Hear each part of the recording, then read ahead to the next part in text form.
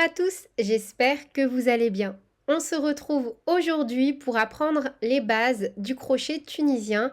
Je me suis dit qu'avant de démarrer les ouvrages, car oui, pour cette nouvelle rentrée, je vous ai préparé des petits ouvrages au crochet tunisien, qu'on allait d'abord se familiariser donc avec la technique de base et également savoir se repérer sur notre ouvrage, savoir où piquer, comment réaliser le point de base, faire des augmentations et des diminutions, ce qui vous sera très utile si vous souhaitez démarrer des châles, par exemple, avec de jolis points. Je vous laisse également vous rendre sur mon site www.lecrochetdeplume.com. Comme vous pouvez voir à l'écran, il y a pas mal de bases de données sur le crochet tunisien que je vais actualiser au fur et à mesure. Vous pouvez retrouver l'intégralité de ce matériel dans la description de cette vidéo ou sur le site internet www.loupassion.com. Et sur ce, on est parti avec le tutoriel. Avant de commencer cette vidéo, donc pour réaliser des ouvrages avec la technique du crochet ou tricot tunisien, il vous faudra vous munir forcément d'un crochet tunisien et de fils adaptés à ce dernier. Plus les ouvrages que vous souhaitez réaliser sont larges, comme des ponchos ou des châles, plus vous allez devoir avoir un crochet qui vous permettra de réaliser des ouvrages larges. Donc un crochet tunisien se présente sous la forme d'un crochet typique, lambda, sauf que celui-ci sera long comme une aiguille à tricoter. Alors là, je suis vraiment désolée, je n'en avais pas sous la main. J'ai simplement les crochets Symphonie, le kit donc avec un câble. Mais voilà, c'est le principe d'avoir un crochet long ou avec comme ceci un câble qui va vous permettre de réaliser des pièces plus larges. Comme pour un crochet classique, on retrouve sur le crochet tunisien donc une pointe avec une tige plus ou moins longue et également un câble comme pour les aiguilles à tricoter. On retrouve également un arrêtoir pour empêcher les mailles de chaque rang de glisser. Pour débuter le crochet tunisien, je vous recommande de réaliser des petites pièces, pourquoi pas des headbands ou des petits cache-pots. Pour ça, un crochet lambda sera vraiment parfait. Cependant, vous ne pouvez pas utiliser vos crochets normaux pour réaliser du crochet tunisien si ceux-ci ont des manches, comme cela. Donc, petit 1, si vous avez un crochet en double auquel vous ne tenez pas beaucoup, vous pouvez très bien tirer et arracher le manche en plastique. Vous verrez, vous devez avoir l'habitude, si vous crochetez souvent et que des fois vous heurtez face à des ouvrages un peu difficiles, parfois le manche peut se désolidariser du crochet, de la tige, et à ce compte-là, on se retrouve simplement avec un crochet sans manche. Vous pouvez donc utiliser un crochet sans manche pour réaliser vos premières pièces au crochet tunisien. Pour débuter le crochet tunisien, je vous recommande vivement de commencer par des petits ouvrages tels que des maniques ou des petits cache-pots. Plus le crochet est petit et plus le fil est épais et plus vous allez obtenir un rendu dense comme celui-ci. Vous voyez là, c'est un fil assez épais que j'ai travaillé avec un crochet tunisien taille numéro 3. Ici, j'ai réalisé exactement le même point, sauf que j'ai fait des augmentations et des diminutions pour les besoins de cette vidéo. Et il est déjà plus ajouré car je l'ai réalisé avec un crochet taille numéro 5. Voyez, en fonction donc de la taille de votre fil et de votre crochet, vous aurez des rendus différents. Pour travailler le point tunisien, on travaille de la droite vers la gauche sur les rangs allés et sur les rangs retour de la gauche vers la droite. On ne retourne pas notre ouvrage pour travailler. Ici, nous avons l'avant de notre travail et ici, la partie envers. Sur les rangs allés, donc lorsque l'on va de la droite vers la gauche, on va relever nos mailles. Donc, une fois nos mailles relevées, voilà le résultat. Et pour les rangs de retour, on va simplement rabattre nos mailles jusqu'à obtenir seulement une maille sur notre crochet.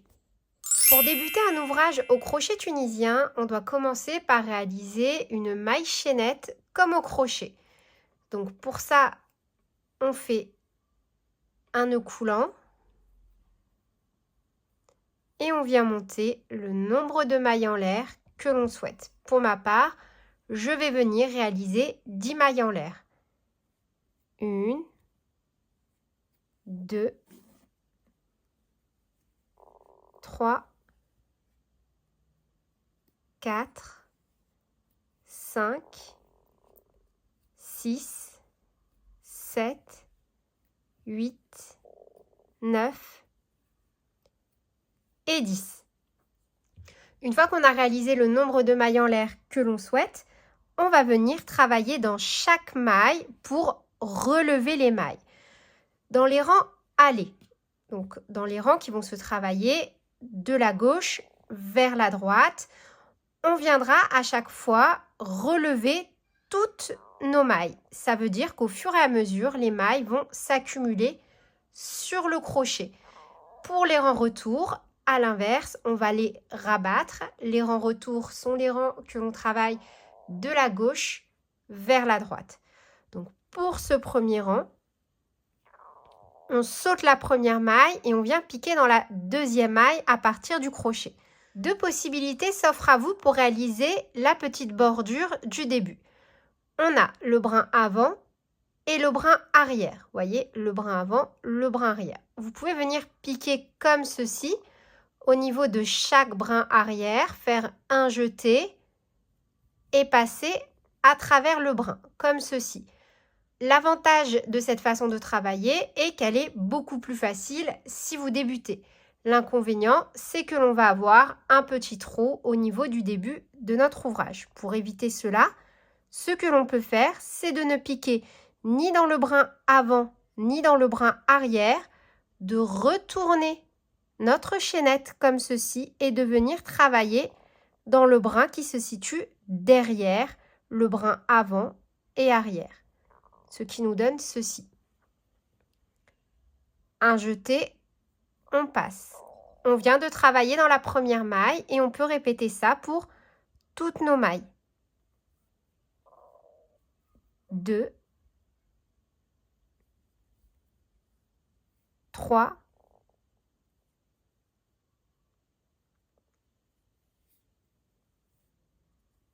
4,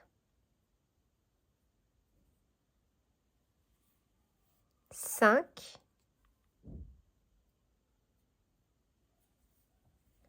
6,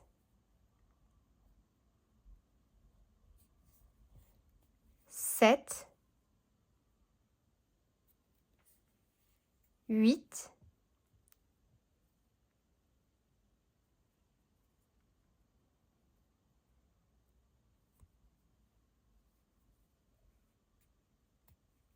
9. En comptant nos boucles, on doit cependant en avoir 10. 1, 2, 3, 4, 5, 6, 7, 8, 9, 10. On a 10 boucles qui vont correspondre à nos 10 mailles que l'on va travailler au fur et à mesure. Nous venons de terminer le premier rang. Nous avons donc travaillé de la gauche vers la droite et nous avons relevé nos mailles. Vous voyez, en piquant à chaque fois à l'arrière de notre chaînette, donc ni dans le brin arrière ni dans le brin avant, mais bien dans le brin situé derrière nos petits maillons, nous avons une bordure bien nette qui laisse apparaître donc une petite chaînette. Pour le rang de retour, nous allons déjà lever le rang à l'aide d'une maille en l'air. Une fois que c'est fait, on se retrouve donc avec une maille en l'air ici sur le côté gauche et toujours avec 10 boucles sur le crochet. À partir de maintenant, pour faire notre rang retour, on fera un jeté et on passera à travers 2 boucles. Un jeté, on passe à travers 2 boucles. Un jeté, on passe à travers 2 boucles. Un jeté, on passe à travers 2 boucles. Un jeté, on passe à travers 2 boucles. Un jeté, on passe à travers 2 boucles. un jeté, on passe à travers 2 boucles, un jeté, on passe à travers 2 boucles et une dernière fois, un jeté, on passe à travers 2 boucles. À l'issue de ce deuxième rang, on observe des brins qui se placent verticalement et des brins qui se placent horizontalement. Nous avons ici des barres. Donc ici, on a l'avant. Et ici, nous avons l'arrière de notre barre. Comme pour la chaînette de base ici, on a 1, 2 brins et un troisième ici, situé à l'arrière. C'est exactement le même principe. Et ça, c'est la maille à chaque fois qui vient se rabattre. Donc là, nous avons les 2 brins avant et là, nous avons le brin arrière. Les 2 brins avant se décomposent comme le brin supérieur, vu qu'il est au-dessus, et le brin inférieur, vu qu'il est en dessous. Et donc, encore une fois, à l'arrière, ici, nous avons le brin arrière. Et donc, à la verticale, on a la barre avant et la barre arrière. Voilà comment se décomposent nos brins au crochet tunisien. Une fois que l'on a bien visualisé tous ces différents aspects de notre travail, le reste est vraiment très facile. Pour repartir sur un rang allé, on ne lève pas par une maille en l'air. On le fait seulement sur le rang retour. Ici, nous avons donc notre première barre et ce n'est pas dans celle-ci que l'on vient travailler. On vient travailler directement dans la deuxième en piquant comme ceci de gauche à droite derrière la barre avant notre crochet. Un jeté, on ramène, on a 2 boucles sur le crochet et on va répéter jusqu'à avoir travaillé l'intégralité de nos barres sur ce rang. À l'issue, toujours, vu que moi j'ai monté un total de 10 mailles en l'air, je dois avoir un total de 10 boucles sur mon crochet.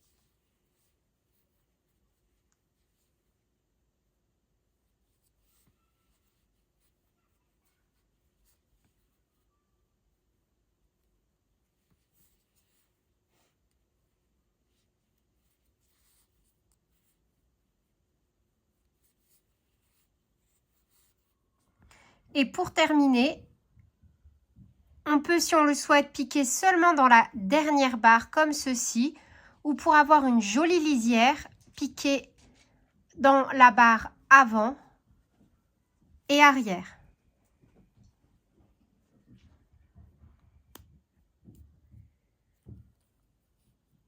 Comme ceci.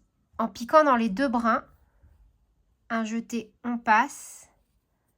On obtient également une jolie lisière en maille chaînette comme ceci. Et on aura la même chose de l'autre côté.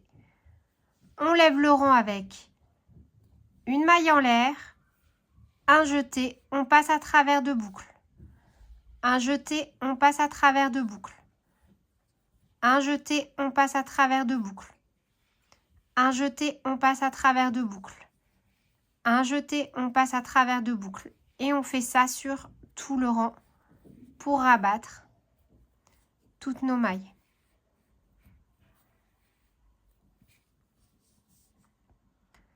De nouveau, quand on est sur un rang allé, on ne lève pas avec une maille en l'air, on vient piquer directement dans la deuxième barre, au niveau de la barre avant, en glissant le crochet de la gauche vers la droite. Un jeté, on passe à travers la boucle. Un jeté, on passe à travers la boucle. Et on fait ça sur tout le rang. On répète les rangs aller et retour jusqu'à avoir les dimensions souhaitées.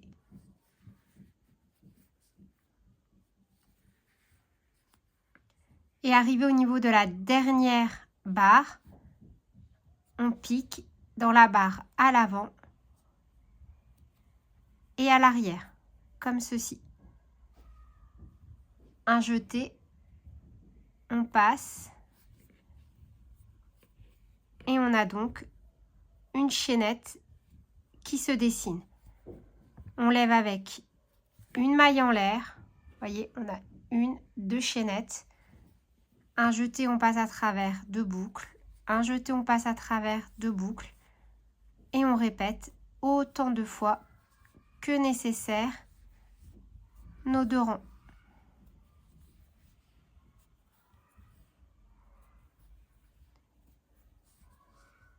Encore une fois.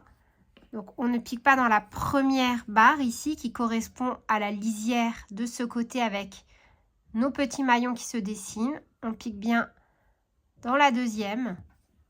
Un jeté, on ramène. On pique dans la suivante. Un jeté, on ramène. Et on fait ça donc sur tout le rang.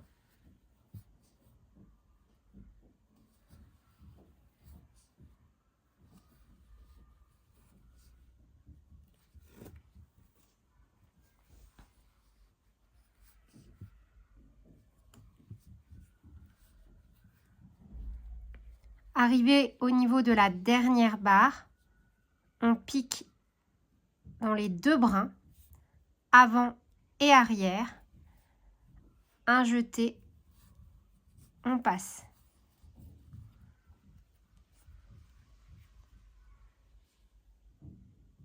Et on a donc notre petite chaînette qui se dessine également de ce côté. Un jeté, on passe et on répète. Ainsi de suite, jusqu'à obtenir les dimensions que l'on souhaite. Ici, à la verticale, on a ce que l'on appelle des barres. On a la barre avant et la barre arrière. La barre avant et la barre arrière. On a ensuite nos mailles qui ressemblent sensiblement à notre chaînette de base, ici. On a donc les deux brins avant, le brin supérieur car il est en hauteur et le brin inférieur car il est en bas. Et derrière, comme sur une maille chaînette, on a le brin arrière. Ici, on a la première barre qui constitue la lisière de droite. Et ici, on a la dernière barre où l'on travaille qui constitue la lisière de gauche. Une fois qu'on a donc les dimensions que l'on souhaite, pour venir stopper notre travail, on va venir le stopper sur un rang à l'allée. Ça veut dire qu'on va faire un rang allée tout en terminant chaque maille pour obtenir une jolie finition. Car là, vous voyez, on a des trous. Et si on stoppe dans cette configuration-là, on ne va pas avoir un joli travail régulier. Vous voyez, là, on est cerné de petits maillons. Ici aussi. Et ici aussi. Donc, on va faire en sorte d'avoir une jolie finition également en terminant. Donc, dans cette configuration-là, on va venir piquer de nouveau au niveau de nos barres à l'avant. Un jeté, on ramène. Sauf que cette fois-ci, on ne va pas venir travailler à la suite. On va simplement faire glisser comme ceci en faisant une maille coulée. On fait passer donc la boucle le plus à gauche à l'intérieur de la boucle à droite. On fait des mailles coulées. On pique dans la barre suivante, un jeté et on réalise une maille coulée. On pique dans la barre suivante, un jeté et on réalise une maille coulée. On pique dans la barre suivante, un jeté et on réalise une maille coulée. On pique dans la barre suivante, un jeté, une maille coulée. On pique dans la barre suivante, un jeté, une maille coulée. Et on fait ça jusqu'à la fin. Et idem dans la dernière.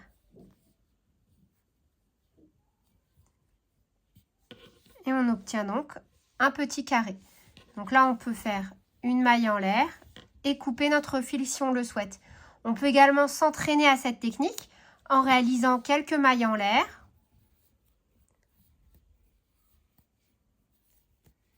Venir là où on a terminé notre dernière maille et refaire une maille coulée. Bien évidemment sur des carrés un peu plus grands.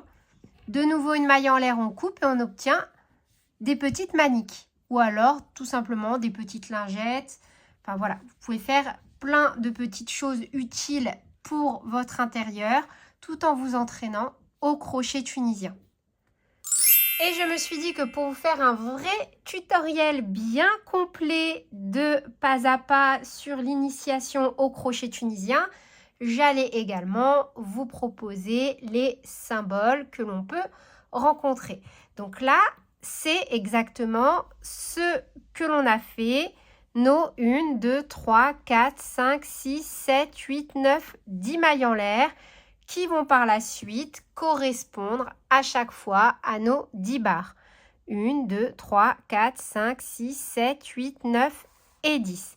Donc on fait 10 mailles en l'air, on pique dans la première et on lève une fois, 2 fois, 3 fois, 4 fois, 5 fois, 6 fois, 7 fois, 8 fois, 9 fois. Donc là, c'est pour le modèle qu'on a réalisé précédemment au niveau de nos 10 mailles en l'air. Si j'en avais fait 25, j'aurais levé 24 mailles, plus ma petite maille en l'air ici. Et donc de ce schéma, nous pouvons passer à celui-ci. Donc sur les rangs allés, donc hop, dans ce sens-là, de la gauche vers la droite, nous avons des petites barres, comme ceci. Cette petite barre, donc chaque petite barre, correspond à un point crochet tunisien simple. Donc c'est le point de base du crochet tunisien. Les petites vagues, comme ceci, correspondent aux mailles que l'on vient rabattre. Ce sont les rangs de retour et se lisent de la gauche vers la droite. Vous voyez, à chaque fois, on rabat chaque maille comme ceci. Et on lit donc un diagramme de crochet tunisien de la droite vers la gauche pour les rangs impairs et pour les rangs pairs de la gauche vers la droite. Il se lit comme ceci en aller-retour. Et donc sur cette deuxième version de notre schéma, comme ceci, on retrouve donc nos 10 mailles. 1, 2, 3, 4, 5, 6, 7, 8, 9, 10. La première et la dernière de chaque extrémité correspondent à la lisière, ici et ici. Je vais maintenant vous montrer comment réaliser des augmentations. Elles se réalisent sur les rangs allés. On commence par travailler normalement la première maille, puis on va venir faire une augmentation. Pour cela, on ne va pas venir travailler dans la barre verticale avant comme ceci, mais on va venir travailler au niveau du brin avant supérieur et du brin arrière, comme ceci. On passe notre crochet sous les deux brins, un jeté, on ramène. On vient de créer une augmentation. On peut reprendre normalement notre travail, puis réaliser de nouveau une augmentation. On ne vient donc pas piquer dans la barre suivante, mais au niveau du brin avant supérieur et du brin arrière. Un jeté, on ramène. On a créé de nouveau une augmentation. Et on revient travailler normalement au niveau de nos barres. Encore une fois, on pique au niveau du brin avant supérieur et du brin arrière. Un jeté, on passe sous les deux brins et on termine normalement notre point. On vient de réaliser au long de ce rang 3 augmentations. Pour ma part, je dois donc avoir un total de 13 mailles. 1, 2, 3, 4, 5, 6, 7, 8, 9, 10, 11, 12 et 13. Pour le rang retour, on travaille normalement.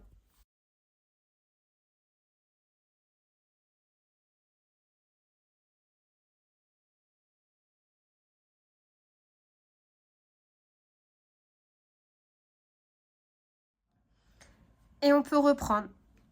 Donc de nouveau, on travaille normalement. Puis, lorsque l'on veut réaliser une augmentation, on pique dans le brin avant supérieur et dans le brin arrière. Un jeté, on ramène. Comme sur ce rang, j'ai réalisé de nouveau 3 augmentations, je dois avoir un total de 16 mailles. 1, 2, 3, 4, 5, 6, 7, 8, 9, 10, 11, 12, 13, 14, 15 et 16. Et pour le rang retour, on rabat tout simplement nos mailles normalement. Pour le rang suivant, je vous propose de vous montrer comment réaliser des diminutions. On va travailler les 2 premières mailles normalement. Puis, on va venir faire une diminution. Pour ça, on va simplement travailler dans les 2 barres ensemble. 1, 2, un jeté, on passe à travers les 2. On vient de faire une diminution.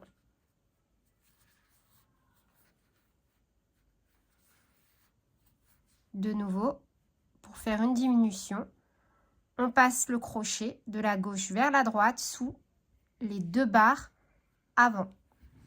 Un jeté, on passe à travers les 2 barres.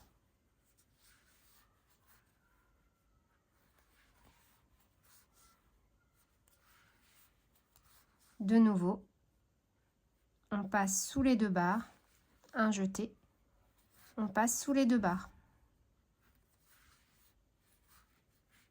Et on termine normalement. 2, 4, 6, 8, 10, 12 et 13. On a bien fait 3 diminutions. Ça, c'est une première technique pour réaliser des diminutions. Et je vais vous proposer donc une deuxième technique. On commence normalement. Et cette fois-ci, sur le rang retour, on va pouvoir faire des diminutions. Donc là, un jeté, on passe à travers 2 boucles. Un jeté. Cette fois-ci, au lieu de passer à travers 2 boucles, on va passer à travers 3 boucles, comme ceci.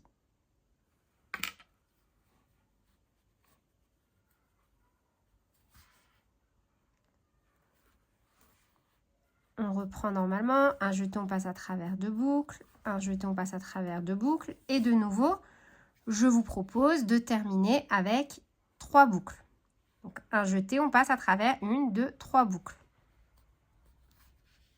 Un jeté, on passe à travers 2 boucles, un jeté, on passe à travers 2 boucles, un jeté, on passe à travers 2 boucles, etc. Donc là, on a réalisé 2 diminutions. Je vous propose de réaliser encore 2 rangs normalement sans augmentation et diminution pour vous montrer le résultat. Cette fois-ci, sur le rang retour, on va devoir faire attention car on a travaillé donc en diminution et vous voyez ici, on a une diminution et ici également. Il va donc falloir, sur le rang retour, travailler ces boucles ensemble. Sinon, on va avoir un souci et c'est comme si on n'avait pas réalisé de diminution.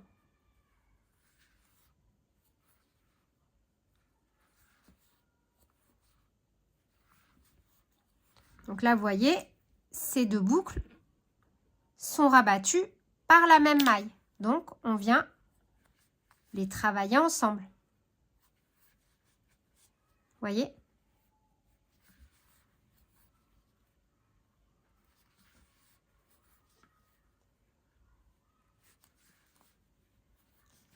Là, idem. Ces 2 boucles ont été travaillés ensemble. Donc idem. Et on termine donc normalement. Donc là, sur ce rang sans diminution, sans augmentation, normalement, je dois me retrouver avec 11 mailles. 2, 4, 6, 8, 10 et 11.